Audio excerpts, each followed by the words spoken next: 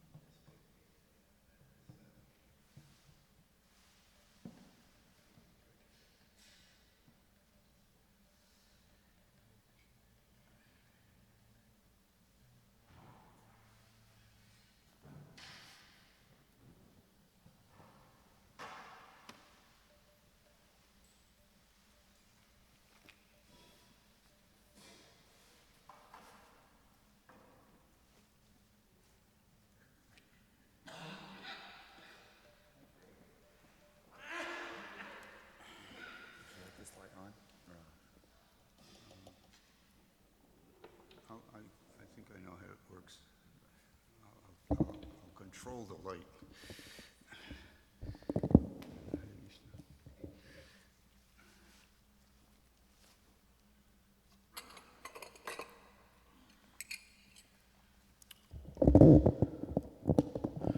Hare Krishna. Good morning. Buenos dias.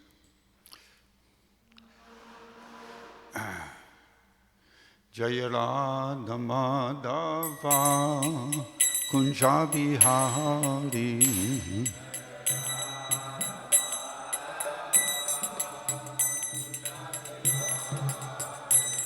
Jaya Radha Madhava Kunja Bihari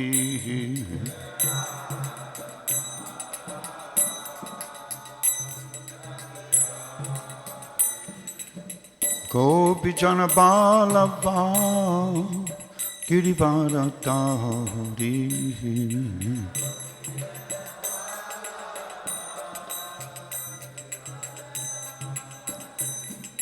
Gopi Jana Balava Girivardhari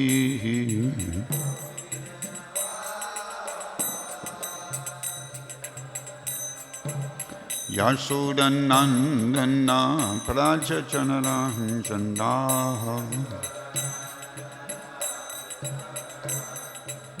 Yashodanandana Prajachanaranjana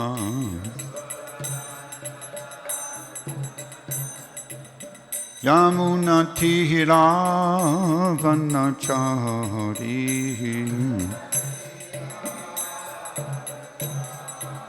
Yamunatira Vanachari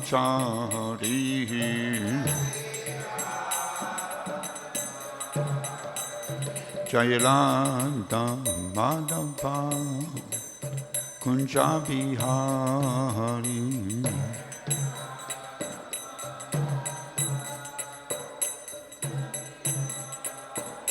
Hare Krishna Krishna Krishna Hare Hare Hare Rama Rama Rama Hare Hare Hare Krishna Krishna Krishna Hare Hare Hare Rama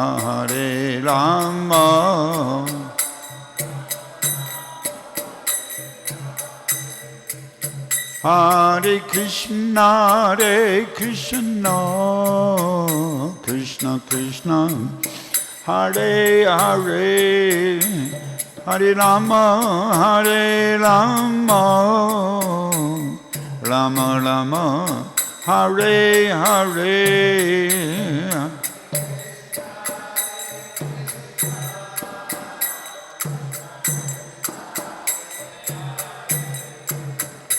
Hare Rama Rama Rama Hare Krishna Krishna Krishna Hare Hare Hare Rama Rama Rama Hare Hare Hare Krishna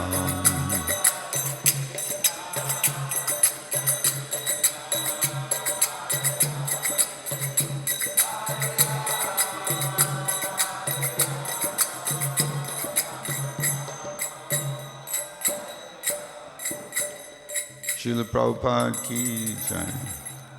Jai Nitya Lila Prabhupada Mishtapad Paramahamsa Vivekacharisto Tata Satoshi Srimad. His Divine Grace A.C. Bhaktivedanta Swami Savior of the World. Srila Prabhupada ki jai. Jai Nitya Lila Prabhupada Mishtapad Paramahamsa Vivekacharisto Tata Satoshi Srimad. His Divine Grace Srila Bhakti Siddhanta Saraswati Thakur Maharaj Param Guru Srila Prabhupada ki jai. Ananta Koti Vaishnava Vrinda ki jai. Iskcon BBT founder Acharya Srila Prabhupada ki jai. Grantaraj Srimad Bhagavatam ki jai, Sankirtan Shagya ki jai, Samaveta Bhakta Vrinda ki, Nittai Gaur Premananda. All glories to you, some of the devotees. All glories to you, some of the devotees. All glories to you, some of the devotees. All glories to Shri Shri Guru and Gauranga, Srila Prabhupada.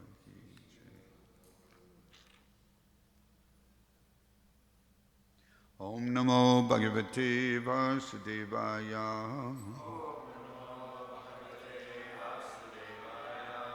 Om Namo Bhagavate Vasudevaya. Om Namo Bhagavate Vasudevaya.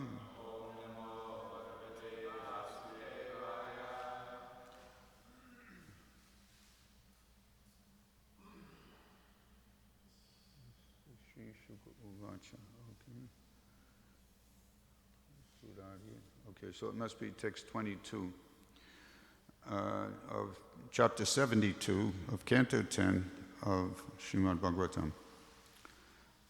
Shri Sukha Uvacha Spadair Akritibis Tams Tu Prakostair Ja Hatair Api Rajanya Bandhun Vigyaya Drishta Purvan Chintayat Shri Sukha Uvacha Spadai Akritibis Tamstu Prakostair Jahatair Api Rajanya Bandhun Vigyaya Drishta Purvan Achintayat Spadair Akritibis Tamstu Prakostair Jahatair Api Rajanya Bandhun Vigyaya Drishta Purvan Achintayat Spadair Akritibis Tamstu Prakostair Jahatair Api Rajanya Bandhun Vigyaya Drishta Purvan Achintayat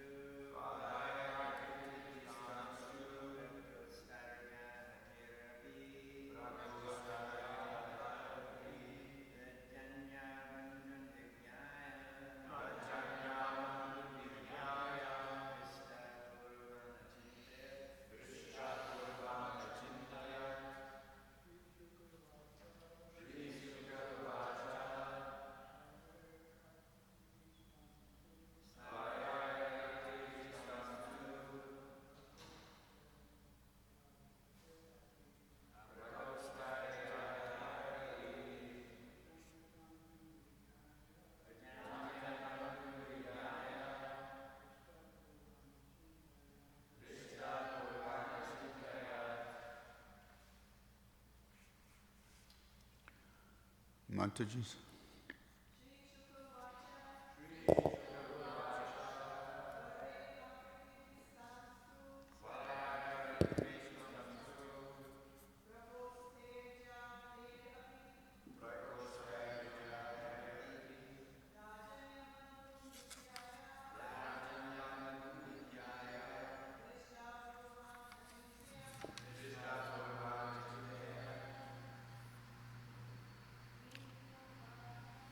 She's read them all.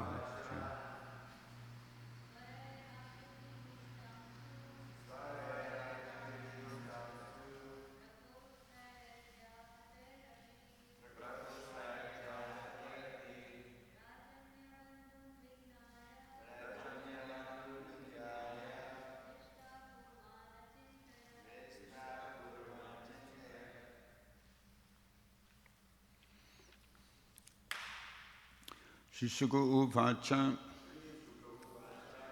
Shukadeva Goswami said,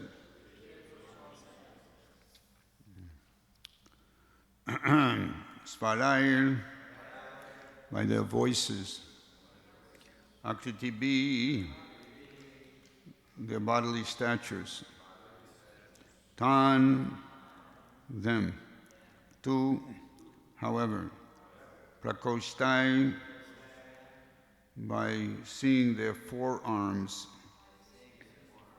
Jya, by bowstrings, Hatai, imprinted, Api, even, Rajanya,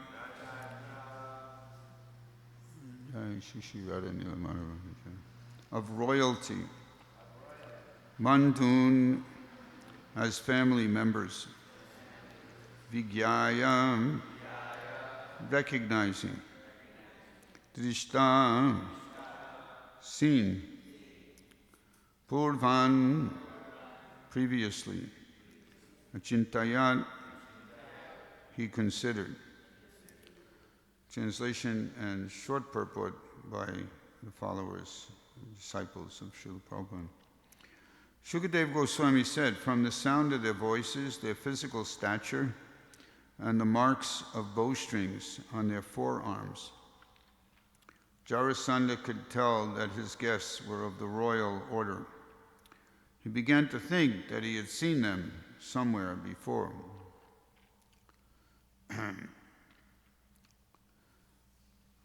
Purport. The Acharyas point out that Jarasandha had seen Lord Krishna, Bhimasena, and Arjuna at Draupadi's Svayamvara ceremony. Since they had come begging in the guise of Brahmanas, Jarasandha thought they must be low-class Kshatriyas, as indicated by the word Rajanya Bandhu. Or I should say, they must be low-class Kshatriyas. Not that Kshatriyas are low class, but these are low class. Amongst the high class Dvija, Bandhu, Kshatriya, these are low class Kshatriyas. It's indicated here by the word Rajanya Bandhun. Translation again, Shukadeva Goswami said, from the sound of their voices, their physical stature, and the marks of bowstrings on their forearms, Jarasandha could tell that his guests were of the royal order. He began to think he had seen them somewhere before. Om Jnanatimirandasya Jaranjana Shalakya Chakshun Militam Yena Tasmai Shri Gurave Namaha. Hare Krishna, Krishna Krishna, Hare Hare. Hare Ram, Ram Ram, Hare Hare.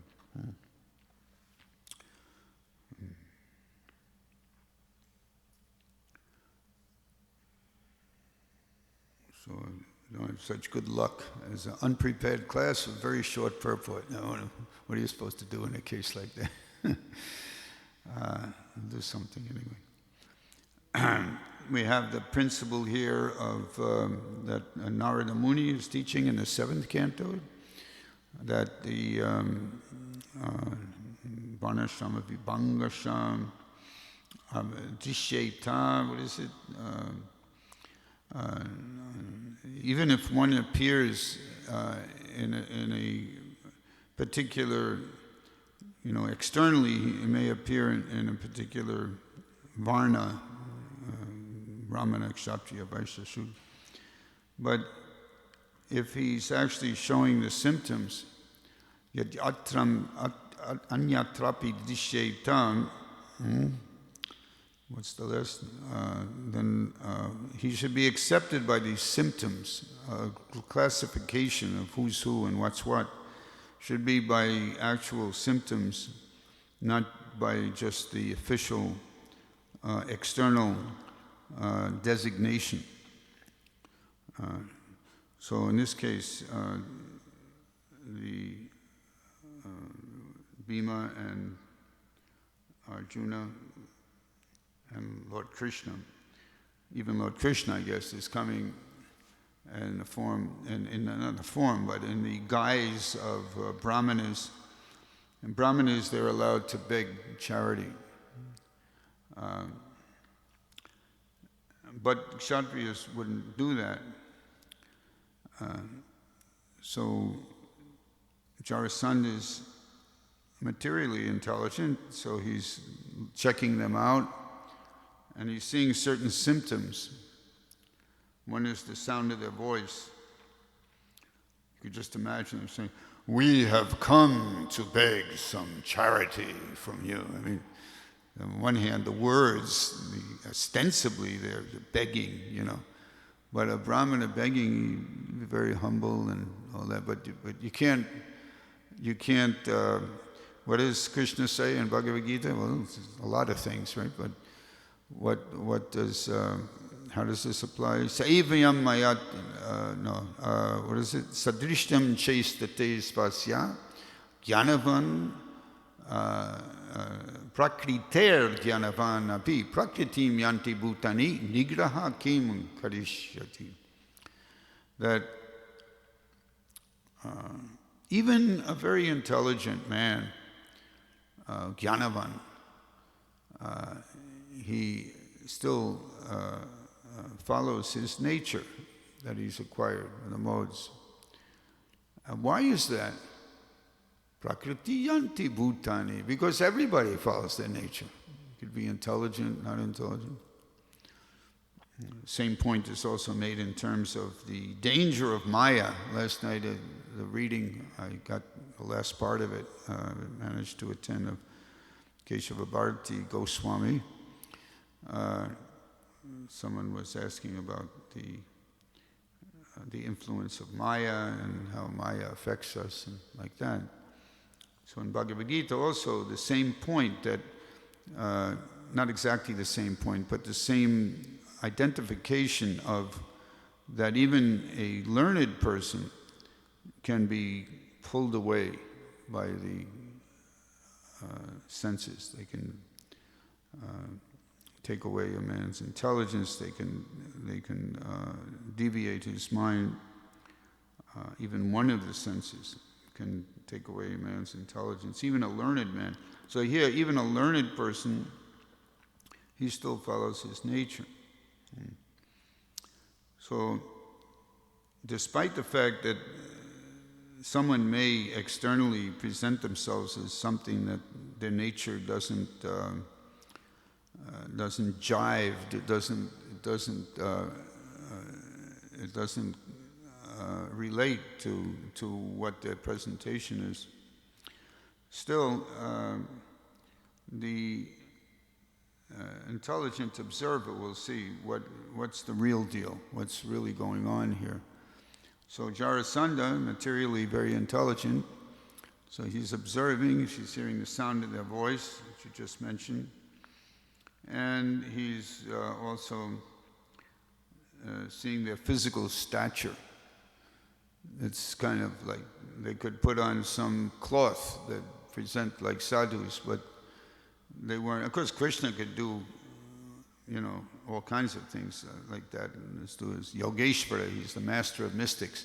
He could have made his stature into a frail, more ectomorphic body type, and become like my body type. Doesn't mean I'm a Brahmana, but my body type is, you might identify, more compatible with what you expect. When you have what's called in the different classifications of physical body types, there's what is it, ectomorphic, mesomorphic, and endomorphic. Endomorphic is you were just fat, not necessarily muscular. Or if you're muscular, you can't see it because you're fat. And then you have mesomorphic, is that you have that classic Kshatriya look. I was just in Colombia, and I noticed many of the men had these Kshatriya bodies, very well structured, like that. And then you have the ectomorphic, which is thin and not very impressive as far as male, at least by male standards. So these three guests of Jarasandha, although they were presenting themselves as brahmanas, but they had the sound of the voice, and now they were talking about their physiques were like, you could just imagine. It's one thing, a regular kshatriya, when you're talking about Krishna. Krishna also, he presented as cowherd, Vaishya community, but later on, of course, Krishna never leaves Vrindavan, but ostensibly he left and went to Dwarka, and there he was a royalty, and he showed that presentation of royal Rajanya is the word in this verse. So it was pretty, you might say it's a no-brainer, but still he was able to see through the guise or the disguise. And what was the third thing? And also the marks of the bowstrings on their forearms. I can never understand that one. It's when you're pulling a bow. It rests on your forearm also. No, when you shoot it, the tendency is to hit your arm. You mean the arrow itself? Slides across you, huh? But it says here the marks of the bowstrings, and somehow the string is supposed to, maybe, ding, it hits your arm. I don't know, I've never done any archery, what to speak of, with great big bows and, like that. So anyway, these are known symptoms of the kshatriya. They're similar, we all know, most of us should know the history of Karna in Radeya, when this is a very famous story, when he was trying to get instruction from, was it Parashuram? Yeah. And Parashuram was not very much inclined towards the Kshatriyas. So Karna was trying to present himself as something other than a Kshatriya. Of course, he himself thought he was just a Sutaputra, son of either a carpenter or a chariot driver, Suta. You can work both ways. Usually chariot driver, but not so high class.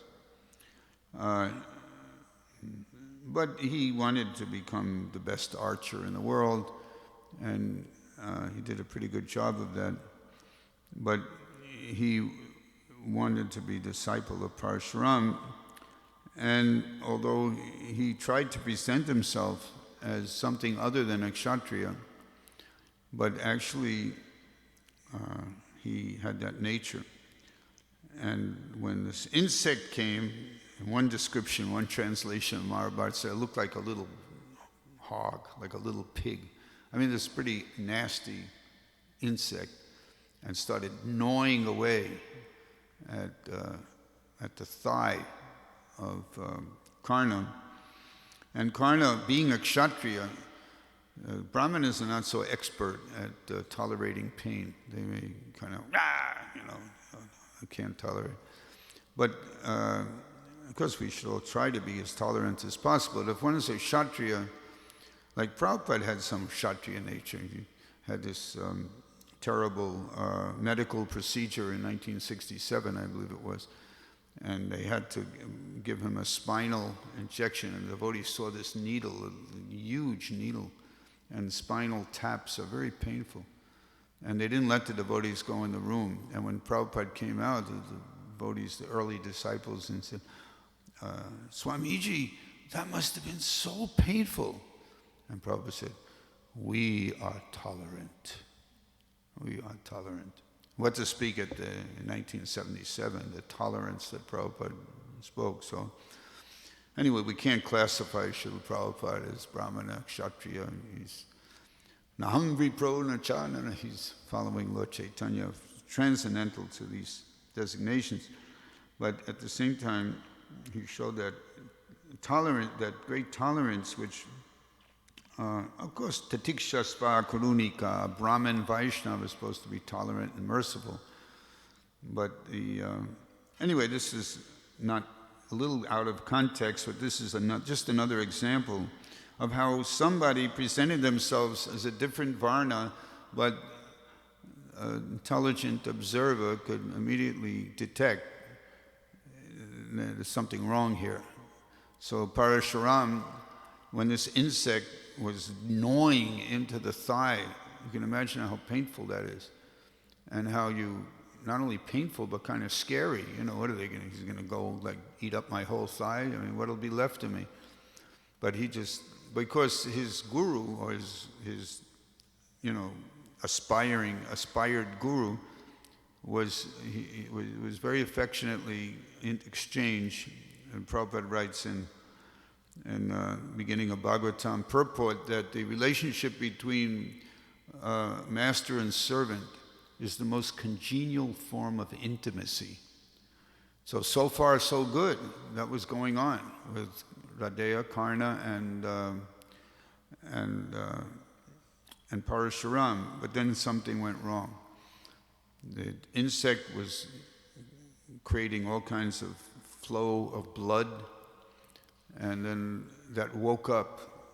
See, he didn't want to disturb his guru, so he just kept his cool and tolerated. This is really, devotion, you might say, to guru. And what do we have? Mataji is called Guru Bhakti. So this is like real Guru Bhakti, exemplified.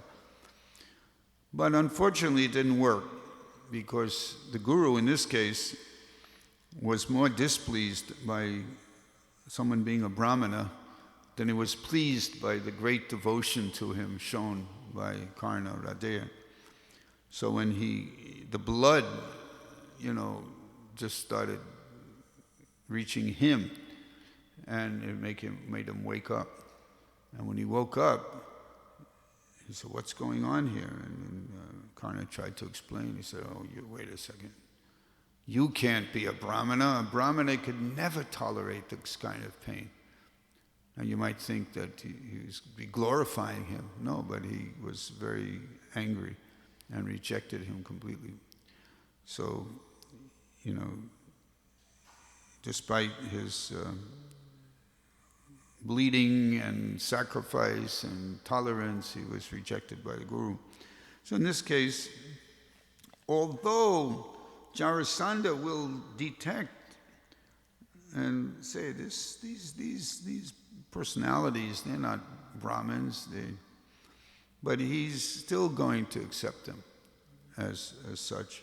He's not going to reject them, because everyone likes a good fight, especially the Kshatriyas in this case. So, but at the same time, there's the detail here. There's this nuance that they thought, he said, okay, they're actually Kshatriyas, but they must be like lower order of Kshatriyas. Kshatriyas they must be, because look at the way they speak and their physical stature, but they must be a lower order. We hear all the time Brahma Bandhu. The Mahabharata that we're referring to here is for the Brahma Bandhus, with all due respects to women, and Dvija Shudra, Dvija Bandhunam, Shudras, in other words, typical of Kali Yuga, all of us, for the Mahabharata. But the purpose of the Mahabharata is Bhagavad Gita. There's one translation of CC that confirms that. Well, we know that. So so we hear about Dvija Bandhu. It's the same as Brahma Bandhu. It means a friend of the twice-born. Twice-born is not only Brahmana. Twice-born is also Kshatriya, and even Vaishya is considered twice-born. But in this case, it's referring to Brahmanas, that Mahabharata verse.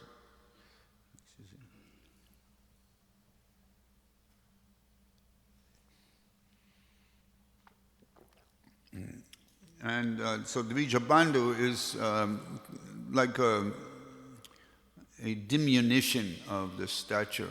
It's not Brahman, but Brahmabandhu, just a friend of the Brahmanas. So here we have unusual application. We don't usually hear this term, but it's Rajanya Bandhu, a friend of the royal order, not actually royal order. Although Vidura was a great devotee, he didn't quite rate as Rajanya. So maybe Vidura we can also describe as Rajanya Bandhu, because he was not properly, because of his birth. He was the son of a maidservant, although his father was none other than Srila Vyasadeva. So that detail is there. And it's very intriguing how you hear how Jarasandha, he began to think that he had seen them somewhere before. So, it was at Draupadi's Svayamvara. Svayamvara, I don't want to speculate, but it's where a lady, a very high-class lady, Shishi Radha Nilamadava Kichaya, Shishi Gornityanandaram Kichaya, Shikirira, Shishi Radha Giridhari Kichaya, Shinga Bhagavan Kichaya, can choose her own. I don't know exactly how that works. On one hand, it says she can choose her own husband, but at the same time, she usually ends up with the one that wins the fight. So, how does it? As far as I understand it, from Ramchandra and Janaki and different other things, it's a test set up by the father to test the qualifications of these suitors.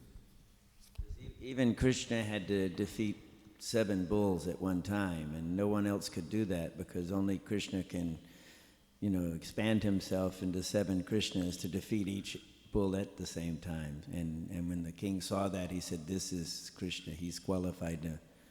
But how to adjust the idea that a lady has the choice, and at the same time there's usually one that passes the test or wins the fight, or.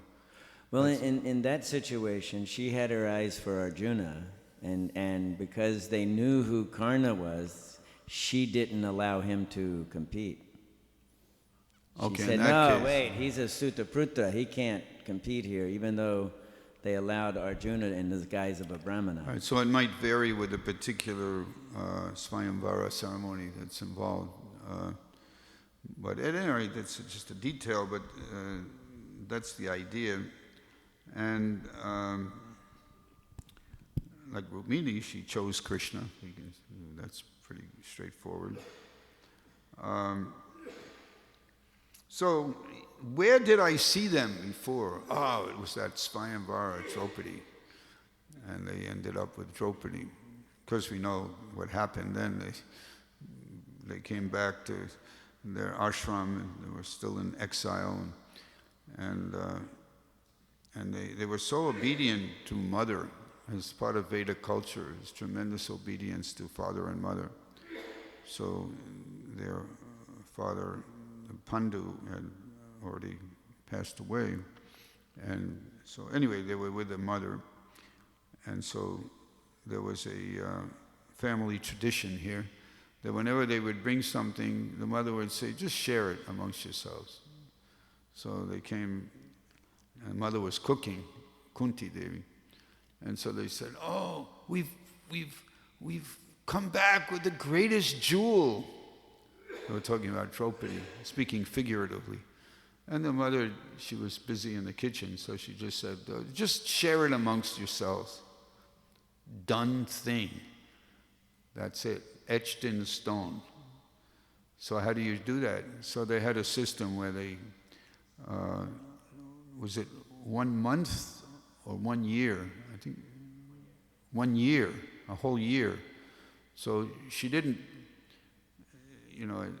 there was a whole thing in the Mahabharata, is that allowed, is that unchaste, is that sinful? But there were, some sage gave examples of previous histories where that was accommodated, where in some cases, very special lady can have even 5 husbands at once. And they seem unchaste, but actually Draupadi was so chaste, and part of that was the arrangement that she would be 1 year with Bhima, 1 year with Arjuna. I think, who was her favorite? Arjuna, I think. So at any rate, it didn't matter one was favorite, but she gave equal time to all of them, and she assisted.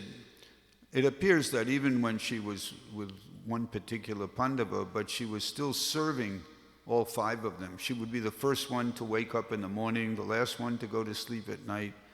She was like totally surrendered to serving her husbands. Special service to the husband whose turn it was. So that's how they shared, equally amongst them. And that's where Jarasandha, I guess he must have been there, and he couldn't help but notice, here they are again, these same personalities, although they're presenting themselves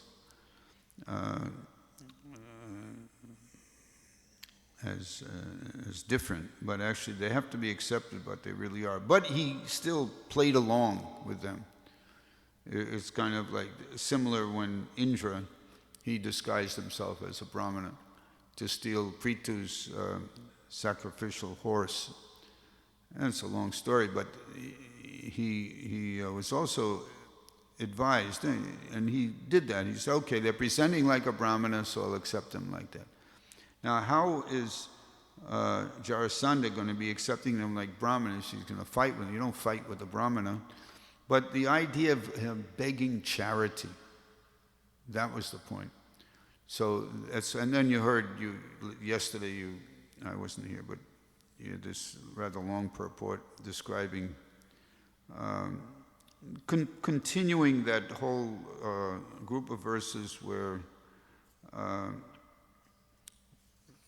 the so-called Brahmanas are urging Jarasandha to make sure you give us what we ask for, charity, because and so many reasons from scripture, and have good fame, and how you can attain the permanent by means of the impermanent, is what you heard. He gave so many arguments. So now he's noticing that they're not really Brahmanas, but he's still accepting them as capable of begging charity. This is also the tension there in Bhagavad Gita, in the beginning of the 2nd chapter.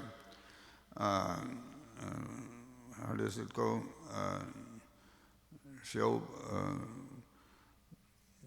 Hadvarta kamams tu guruni vaya bunchiya bogan rudira pradigdan guruna hatva hi mahanubhava.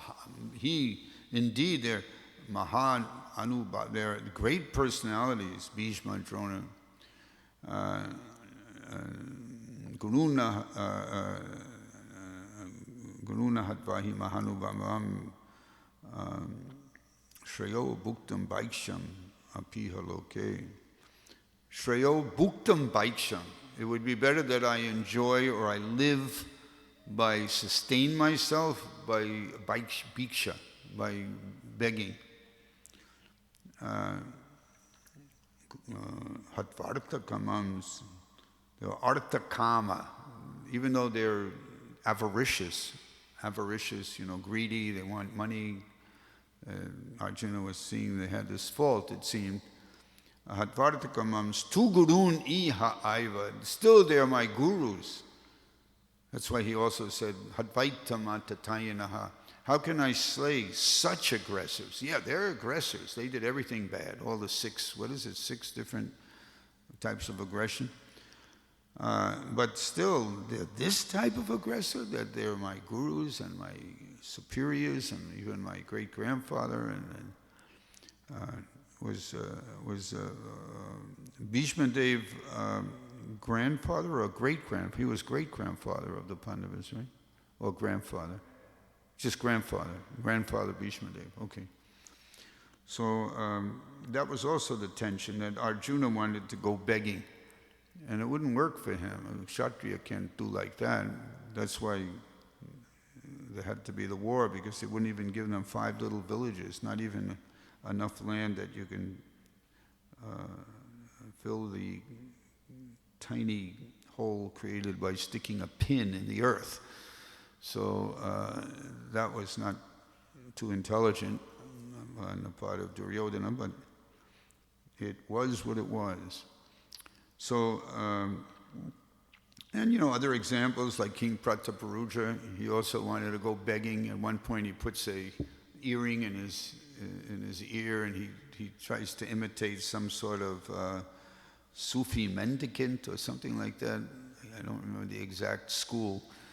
And because he wanted to get Lord Chaitanya's darshan, and he wasn't able to get it for quite a while. And he was ready to even commit suicide. He just had to get Lord Chaitanya's mercy and direct association. So he said, I'll give up my kingdom. At one point he actually started dressing as if he already gave up the kingdom. And that was reported to Lord Chaitanya. So it's a rasa basa. I mean, it just, materially speaking, it doesn't work together, the idea of a kshatriya begging. That's why when Duryodhana said, if you want the kingdom, I'll just give it to you without a fight. That's what, when he came to him that evening. No, I just want those 5 arrows. And the kshatriya is not going to accept as a gift. It is, in other words, the goal of fighting is not only to win the kingdom, because they could have gotten the kingdom without fighting. But kshatriya, oh, they love to fight. Yadicchaya chupapanam svargadvaram apavritam sukina kshatriya parata labante yudam idrisham. In chapter 2 in Bhagavad Gita, oh, happy are those kshatriyas, sukina kshatriya parata, O Partha, to whom such fighting opportunities coming even unsought, opening svargadvaram apavritam, opening for them the doors of the heavenly planets. So, the different cultures we heard, and 9/11 and all that. So the Muslims, they wanted to do this so they can go to heaven and enjoy women in the heavenly planets or something like that. It's not completely without scriptural basis that someone who dies, because I don't know about that kind of dying, but I don't believe in that stuff anyway, but someone who kshatriya hato va prapsyase sparakam jitva va bokshase mahim tasmal utista kunteya what is it? Yudyasva yudam tasmal yudaya yudyasva, something like that. Or yudyasva krita nishchaya. Oh, fight with determination, because if you get slain, you go to heavenly planet and enjoy, and if you conquer, you enjoy the whole earthly kingdom, so you can't lose. That was part of Krishna's instruction to Arjuna. He instructed Arjuna on different levels. So the kshatriya spirit is there, and you can't repress it. Nigaha kim kadishyasi, what can repression accomplish? They were trying to repress their kshatriya nature, at least for some time. They'd be able to express it again very soon, and they'll be able to fight. Not all of them, just Bhima Singh, as we know. We'll hear about how Jarasandha, rejected Arjuna, rejected Krishna. Krishna, you're just a coward. Run away. Arjuna, you're just a kid, you're too young, you're not capable. But Bhima is saying I think he can, satisfy my fighting spirit. Of course I'll defeat him, but he'll at least give me a good fight. When I gave the Sunday feast lecture, we were talking about that we're all Jarasandha. Remember that wild analogy I tried to present? We're all artificially combined spirit and matter. Where Jarasandha was just matter and matter, was vertically combined by the witch. And we're also combined by a witch also. Not Jara, but Maya is the witch that's making us feel that we're these bodies and we function as if we're together. And even great philosophies are still fooled by this very day of the apparent necessity of having a body in order to exist as a person. They just can't quite catch it because they're bewildered by Krishna's illusory energy. Shri Shukuvacha Svarair Akritibhistam stu Prakoshtair Jahatair api Rajanya Bandhum Vigyayam Dishtapurvam Chintayat. What is that? Jahatair api. Hatair. Hatai doesn't mean killed, it means imprinted. That was just referring to the marks on the forearms. Shukadeva Goswami said, from the sound of their voices, their physical stature, and the marks of bowstrings on their forearms, Jarasandha could tell that his guests were of the royal order. He began to think that he had seen them somewhere before. They look familiar. And I don't think they're actually Brahmanas. I really don't think so. But I'm going to play along with this because it's going to be fun. Any questions or comments? Yes, Krishna Kripa. Just, it's always said when we hear the Bhagavatam and the scriptures and the association of devotees, things click, so to speak. We understand it better. And I was just considering, in this reference to seeing the Pandavas before, also at the Swayamvara, they came as Brahmins. As Brahmins? Yeah, because they were hiding from Duryodhana. They were banished to not be seen for whatever number of years. But they were still allowed to compete. And so they were allowed to compete, but they were dressed as Brahmins. And then again they came to Jarasandha dressed as Brahmins. But then you also referenced that Arjuna said at some point in the conversation in the Bhagavad Gita that better I support myself by begging. And here's things work oddly in my head sometimes. So I'm just wondering if this experience that Arjuna had in acquiring Draupadi, the desired object of the Swayamvara, and also Bhima and Krishna ultimately being able to defeat Jarasandha, he has some experience that begging works. Even as a Kshatriya, because both times that they impersonated Brahmins, they got what they wanted. Draupadi, they got Jarasandha killed. Of course, they didn't beg for Draupadi, but I guess they begged for the permission to participate, and somehow they were given that. Same with Radeya himself, in Karna, and he entered into the coming of age ceremony for the Pandavas and the Kauravas in this big stadium, and it was such a huge event to show their stuff, strut your stuff, what you've learned from Dronacharya and others, Kripacharya also. So then in comes Karna. He's actually the older brother of the Pandavas, but that was not known because of Kunti's shame, you might say. She didn't want to reveal. And actually his father was the sun god, Surya. This is an amazing personality. But then externally, he was presenting and thought himself and was maligned as Sutaputra. He didn't like that when people would call. But at the same time, he didn't want to disown his parents because he had so much affection for them. They are the ones that brought him up, not Kunti. Later on, Kunti will appeal to him, you're my son. You're the older brother of the Pandavas. Please go to them. Even Krishna himself appealed to Radeya, and he refused because of his faithfulness to his actual parents, way beyond his filial feelings towards his actual mother, Kunti. And I was mentioning that incident for a purpose. That so when he came in, this Swayamvara, Kunti was so emotional. She knew he was the son. She saw how the sun shined its ray on. It was such a dramatic thing. And then when they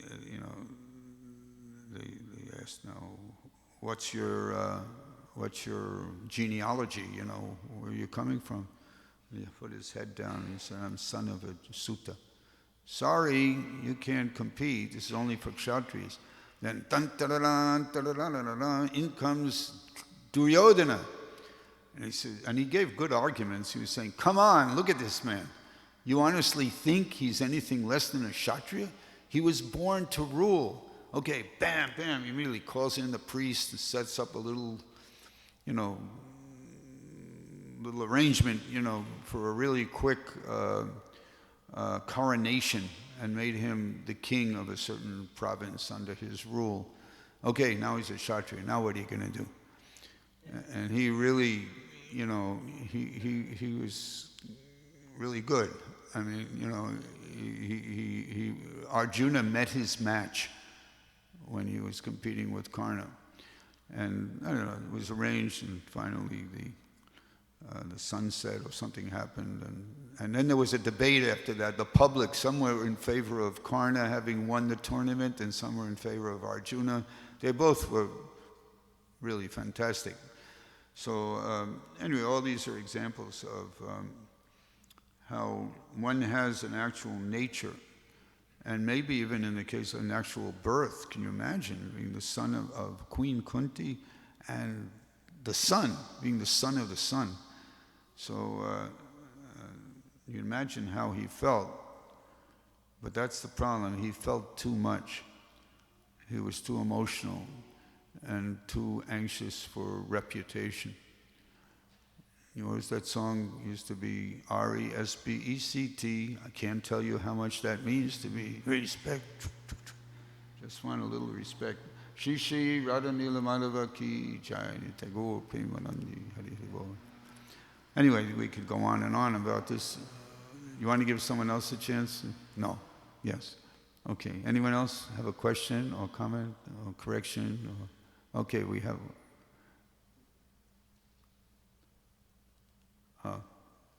Sarvabhauma Prabhu. You said something about in Western philosophy, they think you have to have a body, right? Something like that. Could you say the subtle body is a perverted reflection of the spiritual body? Well, do they say, or do I say, or who's supposed to say that? You're asking if I would think that?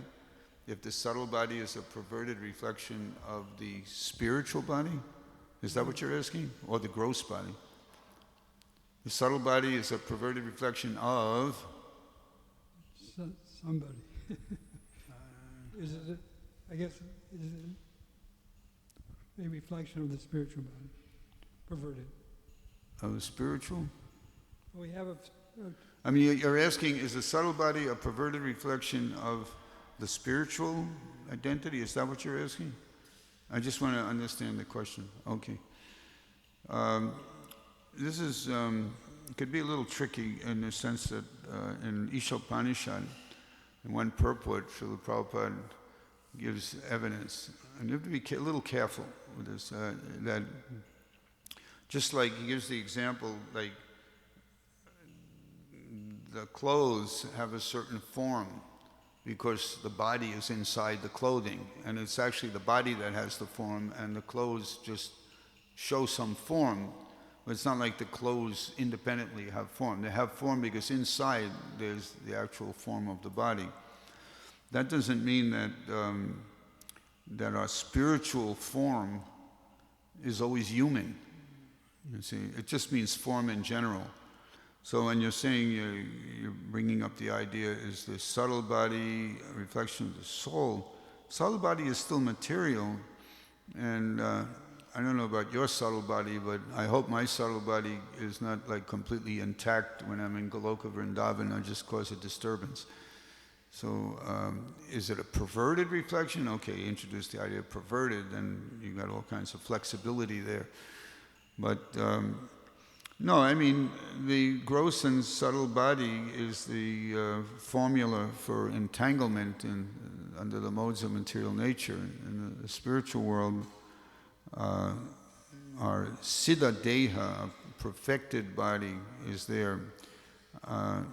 When someone is very advanced spiritually, then their thinking, feeling, and willing, and their mind intelligence and false ego are becoming purified to the point where, yeah, at that point, the subtle body, and even you might even say the gross body, become spiritualized and more in sync.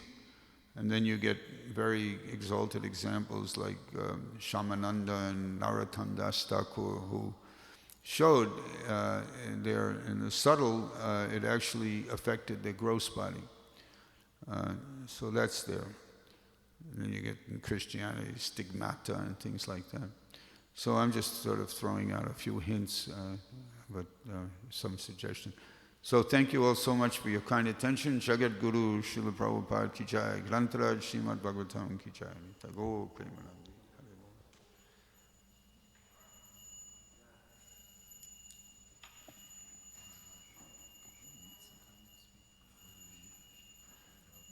Us? Yeah, well, we're both lucky.